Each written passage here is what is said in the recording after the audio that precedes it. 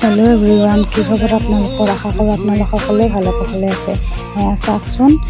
আজি যি 2-3 দিন বৰষুণ দি আছে তাৰ প্ৰভাৱত এয়া আমাৰ মাহঁতৰ ঘৰত গোটেই পানী ৰাস্তা পদূলি সকলোতে পানী লগতে ঘৰতে পানী আমি সৰুৰ পৰা ইয়াতে ডাঙৰ দীঘল হৈ গ'লো কিন্তু আমি এনেকুৱা পানী দেখি পোৱা নাছিলোঁ কিন্তু এতিয়া সঘনাই এনেকুৱা পানী হৈয়ে থাকে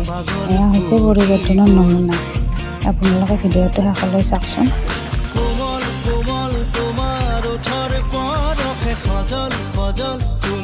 Sukuri